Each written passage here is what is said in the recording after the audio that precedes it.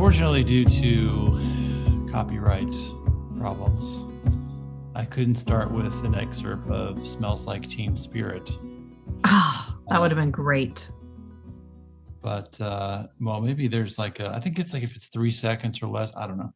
Anyway, here we We'd are. probably recognize it in 3 seconds. Here we are again on our continuing our parenting series, and now we head into some precipitous waters. Yeah.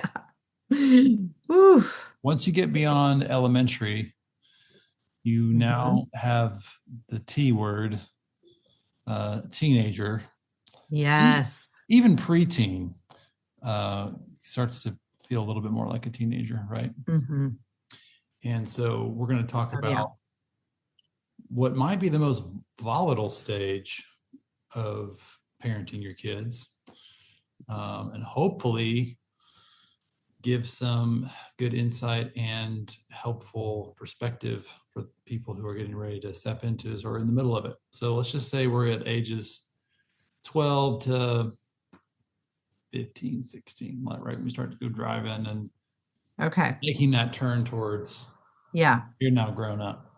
So middle school into high school, lots more independence, not yet quite pressing hard toward college, but just trying to navigate the entrance of puberty and all the things that come with that. Yes. And we talk a lot about identity. And I think that it's important at every stage of parenting. But it seems like, if Inside Out 2 teaches us anything, it seems like that at this stage, that identity formation largely through association is what it seems like, social association, but we can talk about that. Identity formation is happening very, very strong. So what's happening developmentally at this stage? Obviously, puberty is a huge one. So hormones, body changes, all that kind of stuff. But what's happening in the brain and body during these years? Well, this is like the second most rapid brain development time, second to toddlerhood, that 0 to 2 stage. And so the brain is rapidly developing in these early teenage years as well. And that means one day you could have one kid and one day you could have the next. It's very inconsistent. They are absolutely, I think I mentioned last time Erikson's stages of development, which is widely used in my field. And this, they define this stage with the psychosocial conflict of, identity versus role confusion. So if you complete this stage, you come out of it with, and this stage for them is like 12 to 18 years. So we're going maybe a little short of that, but identity, if you come out, you kind of have a bit of a solidified identity, not fully, but if you don't complete this stage well, you kind of are confused about who you are, your role, your place in the world, things like that. So this is a adventurous, exploratory stage for kids that also, you mentioned it, has a lot to do with their social life and friends. Friends become much, much more important. They become more authorities in their life. They listen a lot more to, generally, these are all like kind of generally what happens. Those friendships, they listen to those friends much more because that desire to belong is so strong, to have a place. It's so tied to their identity. So friendships become much more important than they used to be. Parents maybe aren't listened to quite as much, and they're exploring. They're trying new things. They're meeting new people. They're gaining more independence. So this is a stage where some kids get phones, and so they are going out into the world more. And most of the time, kids are getting phones because they're away from their parents more. And so it is a big ball of chaos. It's like I like to describe it internally and externally, Mm, right? So there's a lot of chaos internally as they try to figure out who they are. mm, And externally, everybody's going through the same thing, so it's chaotic too. mm. We'll probably talk about this both in both of the next few episodes, but like, they say that your brain's not fully developed until you're what, 20, 20 something. 25, 26. Mm-hmm. And so at this stage, I was reading a little bit about the limbic system Okay. brain, and it's sort of like it goes first. Like when you hit this push of growth, it goes first, and that's where all the emotions live, right? Like all the Yeah. Oh, yeah. reactivity, the Yeah. um, uh, what is it, fight or flight is there, and so as that grows, logic's going to come in. It's the tortoise. Yes. Logic is the last part to fully develop in Yeah, your so brain. that's why when I guess you get to 25 and you have those emotions and logic, and you've had some emotional experience probably at that time. Um, so that's a huge part of it, right? Like, Yeah. um, Yeah. and This chaos inside that I don't know what to do with, and it spills out onto everybody. And it's hard. I think there's also, depending on, I mean, my daughter is, I saw, I'm kind of tall. If you don't know who I am, I'm tall. And my daughter is now getting tall, Okay. and she's 12. And I think even just something as simple as your size, your physical size, makes you feel like, where do I belong? Because I'm not like a little kid anymore. And you stand in a group of your peers, or you stand in a group of people who are 16, and you kind Mm-hmm. of look like them, you know. And so then that adds to this. It makes everything feel a little bit shaken up. Like, where's my Absolutely. spot? Yeah. Oh. How is she navigating it? I mean, because I've been this tall since I was 12. I'm about 5'8", and she might even be taller than me at this point. But how is she navigate? Because I hated it. She just surpassed Aubrey's height, so now she's taller than her. And I don't know. I mean, she's a little bit of a quiet one, and so you have to really dig around to get Yeah. to the true. How do you really feel about that kind of stuff? So, Yeah, it's hard. There's a lot of comparison here. And, mhm. you know, at her age, I was taller than like almost all of the boys. And that was really, really hard. I grew early and stopped growing early. And it was hard. You are developing faster than your peers. That can be, troublesome because you just want to fit in. You just want to belong. You don't necessarily want to stand out. You just want to go with the flow. Mm. Do you think that parents struggle with a similar, like, let's just say a stranger might come up to my daughter and assume she's older than she is? Oof. But do you think that parents, and that's terrible to think about, right? But Yeah. like parents, do you think could forget, like they start to think maybe, oh, or put adult expectations, like I'm dealing with an adult, kind of, and you know, forget that there is almost like, it's not that it's impossible to control Yeah. yourself, but it's hard. It's like, it's kind of like when somebody has the flu, you're like, why are you laying in bed? It's just like, well, they have to. Um, so yeah, do you think parents can sometimes forget that this is a almost like handicapped stage? Yeah, absolutely. Because they are doing all these things for themselves, right? They're pretty self-sufficient. You can have full-on conversations with them. You don't have to think as hard about how I'm going to say something to get through because they're a certain age. You can just talk really normal with them. And so sometimes you inadvertently put these expectations on them for their behavior that, you know, they may not be able to meet. I see this a lot with um, like quick obedience when they're not obedient right away, or they challenge you or question you or need to know why. It's like you think that they're going to outgrow some of those kid things, but they're really kind of stuck in the middle. Yeah, they can have a full-on conversation with you, but their brain is not developed enough to see the consequences of their actions. So they're impulsive, they're reckless, they don't think fully through something, and they're pushing against your boundaries, which they're supposed to do at this stage. It helps them grow.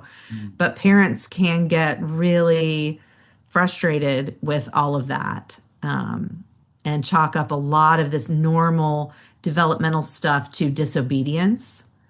And it's not always disobedience. I think it's important at this stage for parents to learn a little bit about what is going on in the teenage brain and how it functions so they can discipline effectively and continue to lead their kids effectively and not exasperate them. Hmm. Yeah, that's a scripture. Um, there, I think we talked about this previously, but you know, parents need almost as much or more coaching than kids, right? Because Yeah. we're if we don't deal with our own problems, then we're going to create more problems, or just pass those problems on.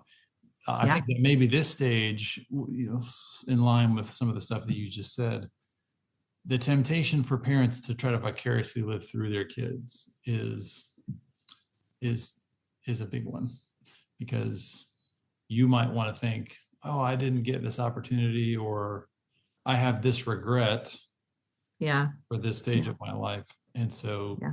you try to force that on them, or force priorities Yeah. on them that are not. Um, well, you mentioned discipline. What is, so, you know, when they're little, you barely can do it. You're setting boundaries when they're toddlers, and then continuing to build on that foundation with consequences. And now when they get into this stage, what does discipline look like in the parenting dynamic? And what are some mistakes that parents can make? I think you have to move into a coaching role. I think um, probably at this stage, there's even less um, like just obedience for obedience sake. And they need to have buy-in and be part of it. And also, like conversation's great, but lecturing's not great, Mm-hmm. right? Just sitting them down and just lecturing and lecturing and lecturing until they finally go, yes, ma'am, yes, sir. Like that's not that effective, but getting them involved, moving from control to conversation, right? Moving from parent control to um, like helping a kid take on their own desire for, healthy living, right living, obedience, right? Because they are becoming, their own person. And so they need to have some buy-in, is what I say sometimes, Mm-hmm. right? Like, who does this kid want to be? We talked in the last episode about like family values, family covenant, family mission statement. This is a very important time for that to be front and center, right? This is what, and maybe even like reevaluated. This is what we've all said. These are the values we've said we have as a family. How are we going to live those out? And in what do we do? How do we make mistakes and live against those values? Because we all do, all the way through adults. But then that becomes more of a conversation and coaching and realignment instead of you did this, here's the punishment. At this stage, I started having more conversations with my kids about what they thought the punishment should be, Mm. what they thought the consequence should be for the behavior. Because it was, every time they got in trouble, it wasn't like they didn't know, is they Right. made a choice to go against what we decided our values were.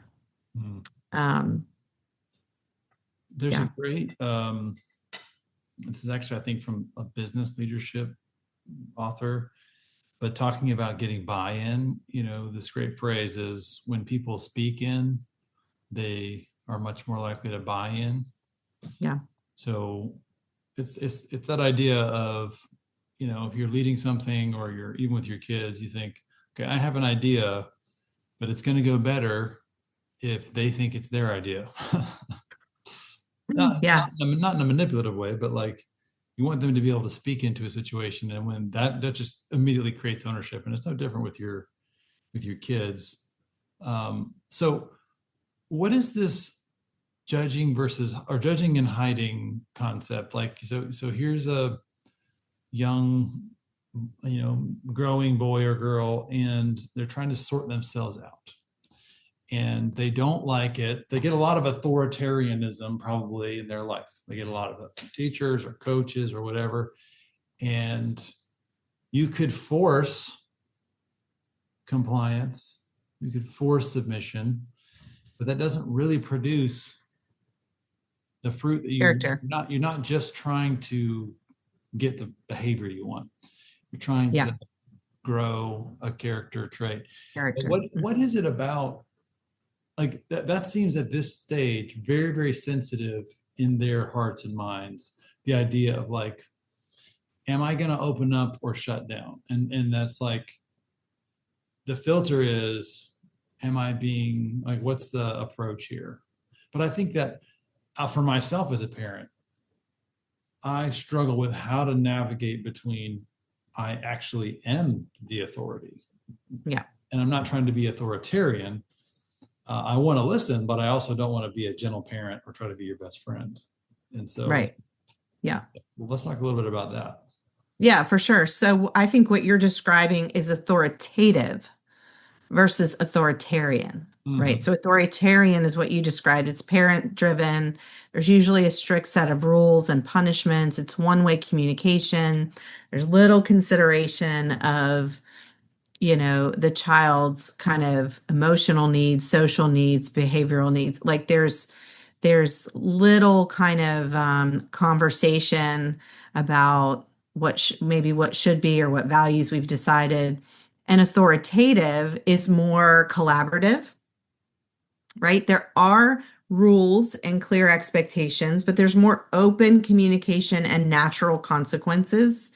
It doesn't feel so rigid and strict. It feels like I care as much about your heart and who you are as I do whether or not you behave.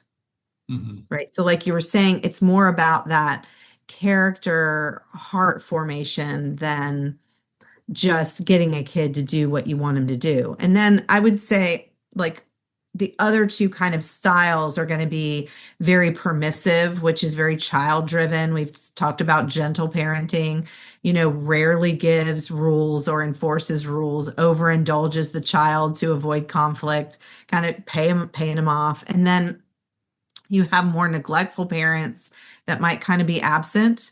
There's not really a lot of nurture or guidance. These are the kids that kind of raise themselves and they're kind of just indifferent to that character formation. A lot of these parents kind of just think it's going to happen, or they're really busy with work, things like that.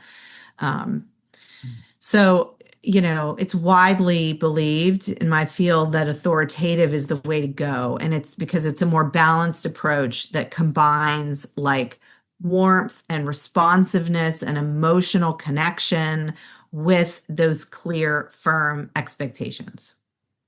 What are some of the negative consequences of those other styles? So let's just say you are absent. What happens? Or you are permissive and child-driven. What happens?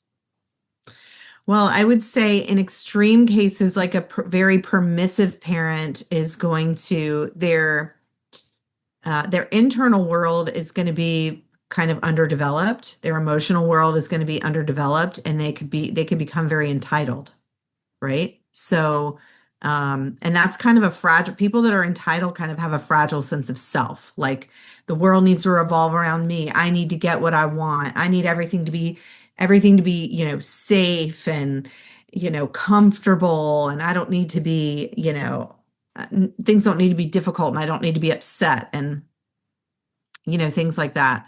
Um, I think those kids, don't learn how to do conflict. They don't learn how to be told no. And so they become very entitled, just thinking everything's going to kind of be handed to them. And that's super dangerous, right? And then I would say parents that are more neglectful, those kids are going to be underdeveloped. And those kids they'll also be underdeveloped emotionally with a fragile sense of self, and they'll probably look outward. They'll probably be the people pleasers. They'll be the ones that are like, okay, well, if I get it all right, I'll get the person to pay attention to me, to like me, to love me.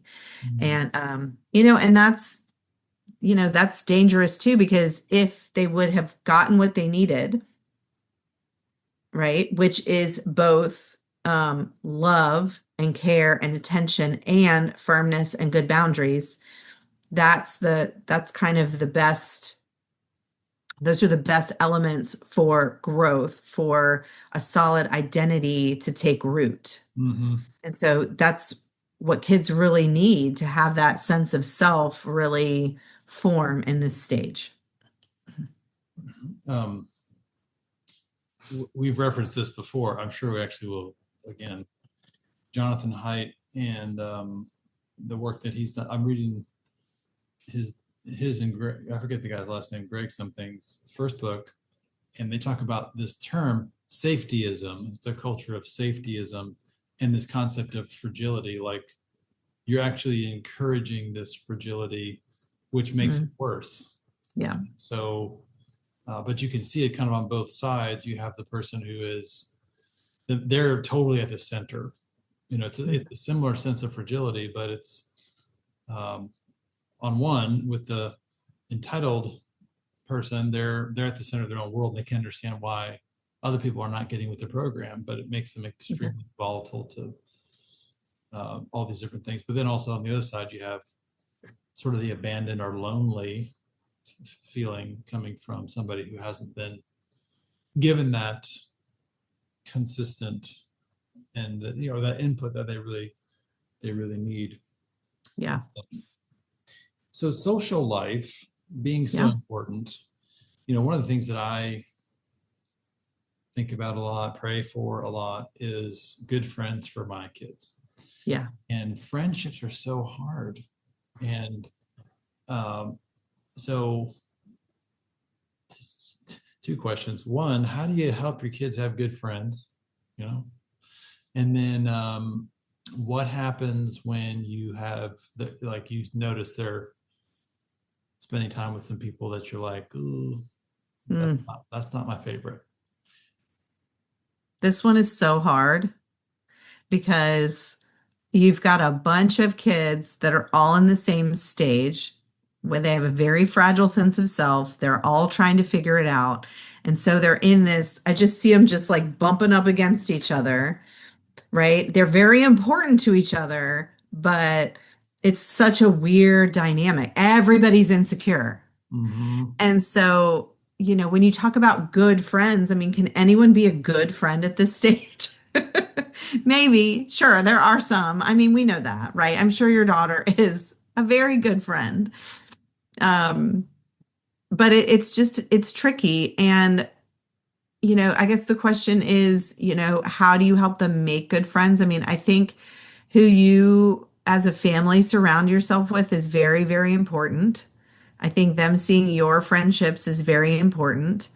I think, you know, before they are going off on their own, they're having friendships in the context of family, right? Like you Mm-hmm. have family friends or kids on their soccer team. And so you can shape that a little bit. You can shape a little bit who they kind of hang out with. Once they go to school, especially at this age, it's going to be a little bit different when they start doing things apart from you. So I do think you have to give them a good foundation. Um, and, it feels a little bit like, what's the word when, prearranged. Like, It probably sounds silly, but I think when they're younger, you can prearrange some friendships. Not that they're Mhm. always going to get along and they may not last forever, but you can prearrange some friendships with trusted families and hope that they start to make, some good connections when they get into middle school.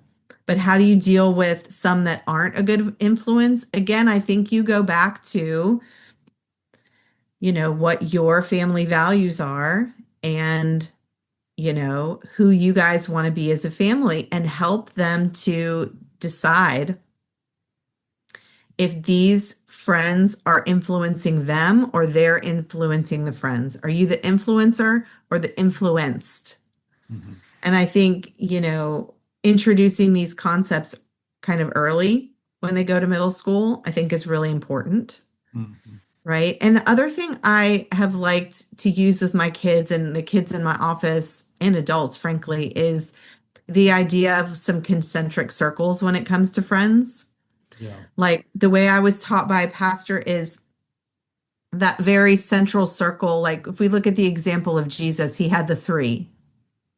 He had the three disciples that he was really close to. Right. And then the next circle out is like the 12, right? And the next circle out is like all of the disciples that included some women and right other people that were disciples of his but weren't the 12 or the 3.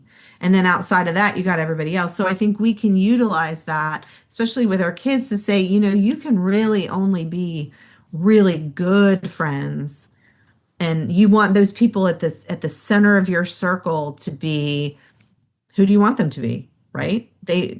They're kind of going to have the same values that you have. Mhm. They don't have to be exactly alike, obviously, but there's some common interests and there's some common values. And then the next circle out is, maybe friends at school. Mhm. You don't, you hang out with them at school, but maybe you don't really hang out with them. And then you've got acquaintances, right? And then there's got to be people that are outside the circle, Yeah. right? That don't get, and these are like levels of access. Right. And so I don't know, maybe that's too complicated for kids at this stage, but I think it's a good concept to have them start thinking about. Yeah. And I think it's important to try your best to promote real face-to-face interaction because that Hmm. and that, Yeah. all the research done about digital friends, it just doesn't do the same. And there's so many negative things that, so we can talk a little bit about that. What age, a lot of times you said a lot of times at this age, there's a cell phone enters the picture.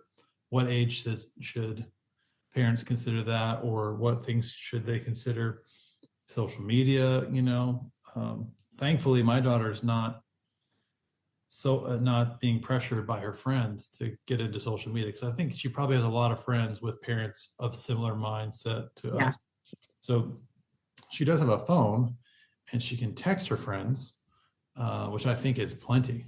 I don't necessarily think that anytime soon there needs to be like access to all that stuff. Right. So, um, Yeah. but what was interesting about this book I mentioned earlier is that that it's pretty well documented that too much screen time creates increases of anxiety and depression, especially in young people. Yeah. And one of the things that they found is that face-to-face interact, like one of the countermeasures to that, face-to-face interactions and face-to-face healthy social life kind of counteracts that. So it's almost like an inverse. So Yeah.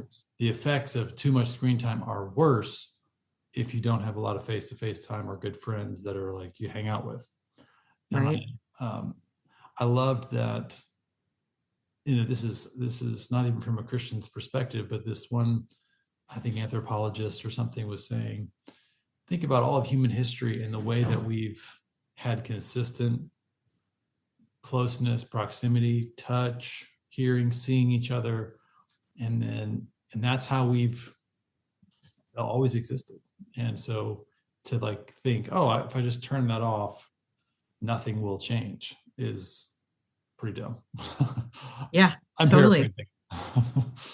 Yeah, I mean, I think you need to give kids the longest runway to develop before you put a device in their hands that you can. Mm-hmm. And because they're not, I mean, I think we even talked about this last time. Like, I think their social emotional development could be stunted if they have too much access too early, because we don't develop socially through digital relationships. Mm-hmm. We develop through face-to-face interactions. That's just how we're wired and made. And even with FaceTime and all those things, it's just not the same. Mm-hmm. And so when you think about, having a phone, I think there's some practicalities to, your middle schooler being away from you more, riding a bus. I mean, that was when we gave our kids phones, is they were riding a bus downtown and back again. And it was just a kind of a practical thing for us there. But to your point, it can be very minimal, the access that they have beyond, texting. And you can put a lot of boundaries around it. We talked about not having their phone in the room and having a central place to charge it and having it put away during meal times. And parents start with complete access to their phone at any time, because if you try to get access later and it's been their private thing, it's going to be real hard. We always told our kids, we pay for that phone, it's technically ours and you get to use it. So we're going to take it and look at it anytime we want to. Mm-hmm. Um, and then, I mean, I think Jonathan Haidt is talking about not social media, no social media until like 16, 17. And that's really hard for parents, I know. But thankfully, there's some different laws and things being passed about that to maybe give some backup to parents who are saying that. But I mean, I definitely say 16. Mm. Side note, Yeah. talk about privacy. Okay, you mentioned this is not your private thing. What is a healthy level? And what are some of the good things for parents to know? Because obviously, I mean, there's physical privacy, like as your kid's a baby, they Of run around course. naked or whatever, Yeah. And then as they get older, that becomes a little different. Yeah. Um, what are some of the guidelines for parents to know? Not for physical, but like you want them to have Digital? independence. Well, no, just their own life. You know what I mean? Hmm. Like you, as a Yeah. parent, you don't want to feel like they don't. You don't want them to feel like you own them. They have Right. Of tons of course. theirs, and so obviously it doesn't apply to secrets. But what Right. are what are some of the guideposts for that? I think they should be able to have a journal or a diary that you don't go in their room and pick up and read. Mm-hmm. I think that obviously they should, be able to have their personal privacy in their room, which you said. Um, I think that we should invite our kids to share their lives with us and not, force it. I don't think we should hover too much and be asking other people and kids and parents about Yeah. what they're doing. I don't think they should have any digital privacy at all. I got to be honest, because frankly, they don't. Right. Yeah. To everyone else, True. there's no privacy. So why should there be privacy from parents digitally? Yeah. If you're not doing anything wrong, then, you know, you wouldn't need the privacy. But Mm-hmm. I do think like privacy of thought. So that's why I said like a journal or a diary, like give them some space to work things out. You don't have to hover all the time, but with the digital stuff, those are safety issues that are very, very real. Yeah. Well, we talk about a lot, the secure base return or like to like wander and return or not wander, but venture out and return. And you talked a few minutes ago about the natural pushback that happens actually at every stage of parenting that your kids are pushing against. And to completely eliminate that would be harmful to their development. They need to be able to do that a little bit to challenge. Yeah. This stage particularly, there's a different kind of that sort of pulling away, like becoming independent? I mean, you mentioned friends become more authoritative than Mhm. sidelines. So how do parents maintain connection with their kids while they're exploring and stepping into these different and new arenas? Yeah, I think this is where the relationship is really important. And kids will start pushing you away. And not that you should hover, but you should not really allow them to push you away. Like Mhm. I think if you have done well to maintain this relationship all along, they're going to want to stay connected in some way. But this isn't the time to give up, family game nights and um, family dinners and things that you were doing. This is not the time to give up that or to let your kid off the hook for those things all the time. Because this is if these are things you do as a family. I think, I had someone tell me one time, like when I was pregnant with my first, and I thought this was so wise. She said, if you're going to work, work when your kids are little and stay home when they're in middle school. Mhm. And she said, they're going to need you more in middle school. And she was right. She was right. Now I worked the whole time pretty much, but I really felt like being at home when they got home from school in middle school. And I wasn't able to do that every single day, but a lot of days I really tried to arrange my schedule that way for a good few years in there. I think that that was really important. It was just being present. Mhm. Right. So that's a way you can stay connected. It's just being present. Like they may not want to be talking to you every moment that they're home, but I've had a lot of parents tell me, like, I can just tell that my kid likes it when I'm just in the house. Mhm. And so that's really valuable. This is the time where they are able to stay home alone a lot more, but that doesn't mean they should, Mhm. Yeah. right? Sometimes, but not all the time. Just kind Yeah. of being present, I think, there with them. And, just one more note on privacy. Like, I think giving them some privacy when they're with their friends is good too. Mm. Like you don't need to hover all the time.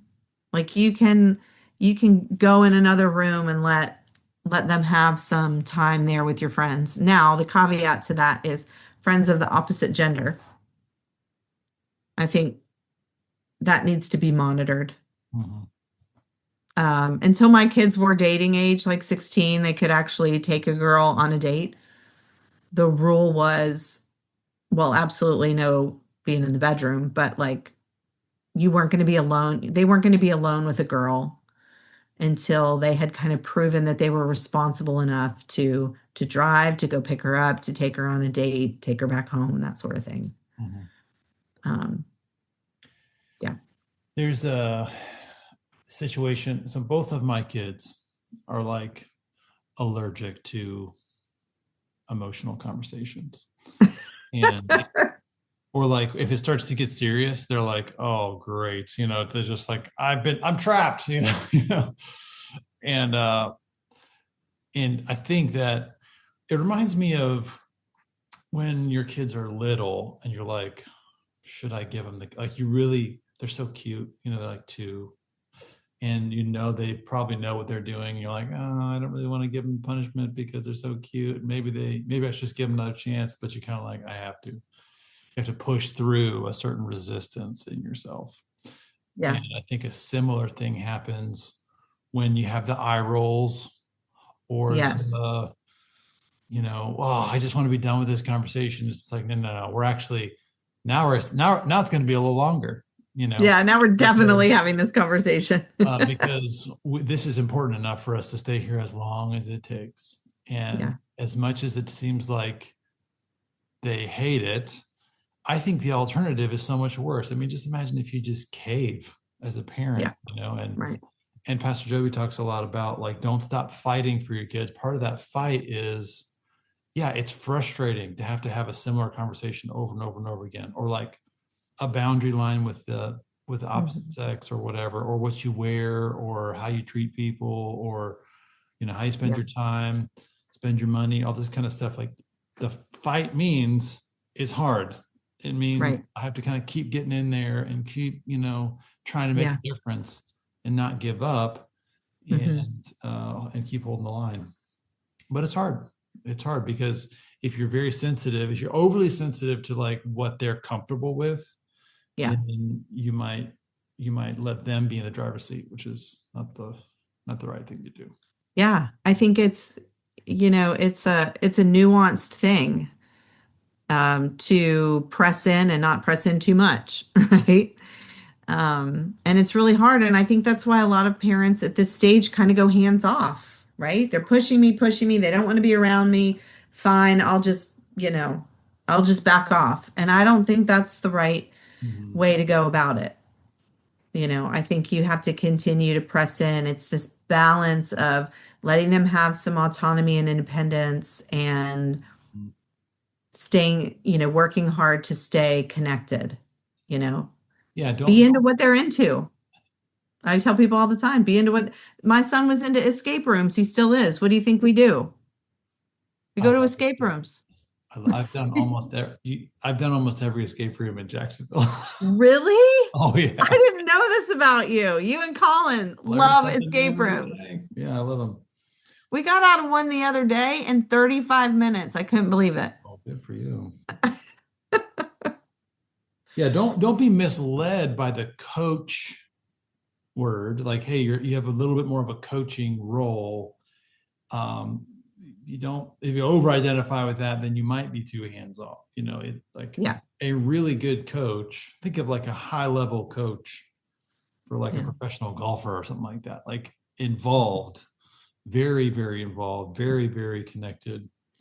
Yeah. Um, One of the things which I think applies to all ages, but that quality time, that being present, something again I've heard from Pastor Joby. He says your goal should be to make as many good memories as you can with your kids. Mm-hmm.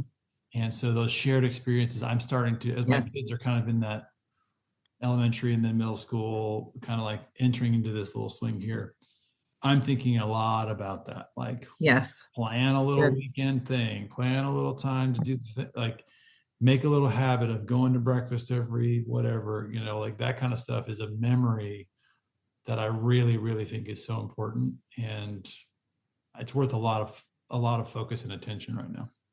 For sure. I would think if you asked my boys some of their favorite things or times were our ski trips, Hmm. you know, and that stuff's expensive. Doesn't have to be ski trips, but for us, we had so much time riding the lift together and being out in nature and just enjoying one another. I mean, I'm still amazed that, we would go skiing and I'm a super slow skier and my kids would wait for me. Hmm. They would wait and they would want to stay together and they would want to be together. I mean, not all day, but at least the morning till mom was done. So you're right. Those things are really important, and it doesn't have to be ski trips. It can be camping, it can be escape rooms, it can be beach days, anything that is just unique to your family. Hmm. I think that about expensive. I think that about going on a date with my wife. I'm like, man, this is expensive. But then I think it's a worthwhile investment. Yeah, Like for it's sure. so the things that don't let now obviously you can't go crazy, but like what do you want to invest in? Are you willing to invest in your relationship with your kids, your relationship with your spouse, your future family culture? You're making those investments in them in those things, and you can't immediately see those returns like you would if you were like, oh no, we got to buy this thing or invest in this account. But it's very very valuable. Yeah, for sure. All right. Well, as we wrap up, what's your advice? Your top advice? We've had plenty of nuggets. What's your advice for parents going through this? Anything we haven't said? I think it's like, don't give up. Don't get weary and don't freak out Hmm. because it's going to get weird. Like this stage is weird. Again, like the hormones and the insecurity and the trying to figure out who you are, like stay steadfast and I would say too, like don't make too much light of it. Like we know on the other side of it that it gets better, right? The acne goes away, we grow up, we the emotions settle down Mhm. generally for most people. We don't stay in that stage forever, but for your kids who are in that stage, it feels like their whole world. Mhm. Those friendships are everything to them. That thing that girl said on the playground that they come home crying about, it's like we stand outside of it and go, "Oh gosh, this is such not a big deal in the grand scheme of life." But to that 12, 13-year-old, it's everything. Their whole world has been shattered with one comment. And so I would say like take them seriously. Like meet them there. Recognize that we don't have a teenage brain anymore. So we're thinking about it very differently and they're not there yet. So just meet them where they are, be into what they're into, validate their hurts and their triumphs and like just just validate their experience that this is a normal part and gently remind them that it's temporary, Mhm. but you can't dismiss them, and diminish their experience just because we know it's temporary. And Mhm. I think that's where a lot of parents that's a big pitfall Mhm. is we don't have a teenage brain anymore. So we don't see things the way they do. So we can tend to minimize or diminish their experience instead of just being present in it with them. Yeah. Um, yeah. So, and don't give up. They're going to push you, push you, push you. And you have to have a stronger psyche and a stronger sense of self than they do to stand when they just keep pushing you. Mhm. Right? Ooh. So, and if you can't, then you need to go do your own work. Yep. Yep. There's a great book. It's not a Christian-based book, but it's like a neuroscience brain-based book. It's called Brainstorm by Daniel Siegel. And it's a great book for understanding kind of the teenage brain and what's going on in there and how to work with it instead of against it. It actually has like a section for parents and a section for kids. It's really fascinating, Oh, especially if you like the science side. yeah. All right. Why don't you pray for us? All of us Okay, parenting kids in this stage. Pray for us. will do. Father, I just thank you for every stage of parenting, the highs and the lows and the ups and the downs. I thank you mostly that you've given us these kids to steward well.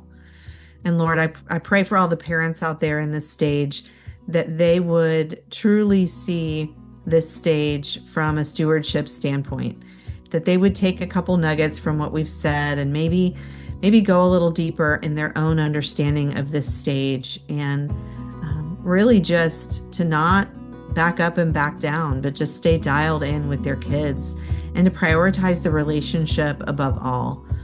Lord, the relationship is where real growth and real change occurs. And so we're thankful that we even have the opportunity to be in relationship with our growing kids.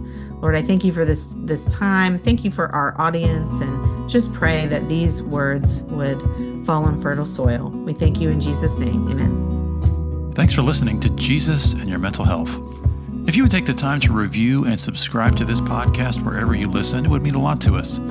If you'd like more information about Rebecca Maxwell's practice, go to jesusandyourmentalhealth.com. This podcast and the information provided by Rebecca Maxwell and her guests are solely intended for informational and entertainment purposes and should not be taken as a substitute for advice, diagnosis, or treatment regarding medical or mental health conditions. Although Rebecca Maxwell is a licensed marriage and family therapist, the views expressed on this podcast should not be taken as medical or psychiatric advice. Always consult your physician before making any decisions related to your physical or mental health.